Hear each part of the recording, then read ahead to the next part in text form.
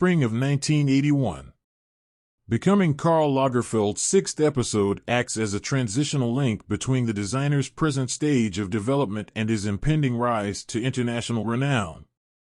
The established order in the French fashion landscape is being challenged by up-and-coming designers such as Thierry Mugler. This episode effectively conveys the opposition the French fashion business suffers from these up-and-coming designers. Karl tells Aguien that he believes they should move to haute couture since there would be less competition and more profit after seeing this new trend in fashion. Aguien disagrees with Karl's proposal due to differing ideologies. Karl gets a noise complaint concerning Jacques' apartment, where his pals who used drugs had congregated, in the middle of this work dispute. After the Fendi project fails, Jacques is utterly devastated and turns to drugs and drink for solace.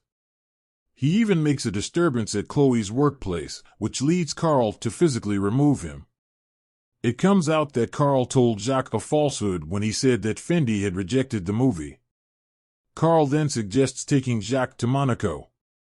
To discuss Chloe's move from prêt-à-porter, ready-to-wear, to high couture, Karl meets with Madame Grès, a renowned French couturier and the creator of a fashion brand specializing in haute couture. Jacques meets his sister in the interim and inquires about her level of satisfaction with her life.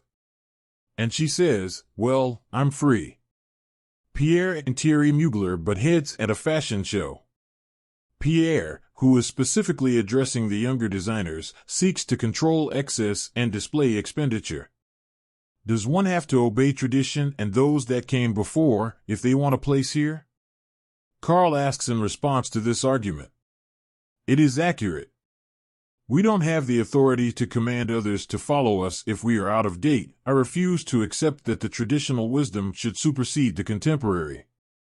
Afterwards, Pierre pays Karl a visit, and the two strike a bargain in which Karl votes to maintain the status quo and Pierre agrees to refrain from interfering with Chloe's move to haute couture.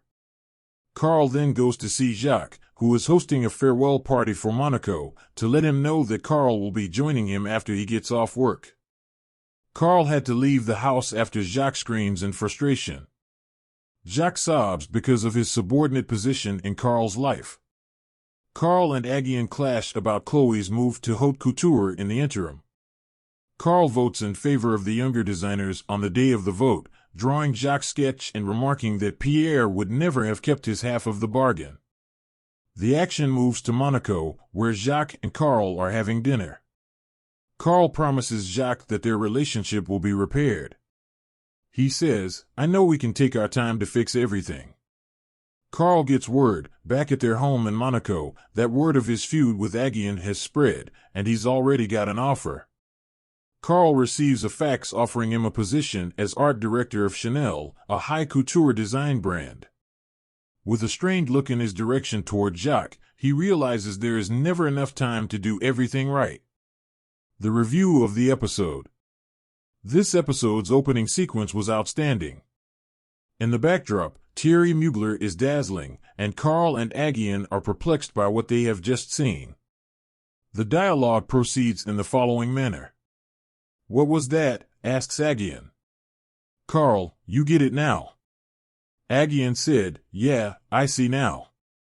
The playwright effectively highlights the whole revolutionary scene in the 1980s fashion scene in one little exchange. The younger traditional design houses aim to define fashion according to their own standards, while the older ones conform to their own concept.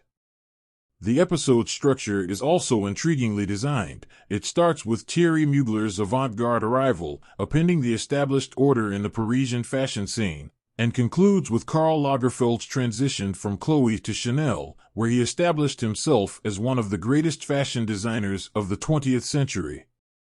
Overall, the event has followed the rise and fall of some of the most cherished fashion icons of the past century and has been colorful, energizing, incredibly stylish, and meaningful all at once.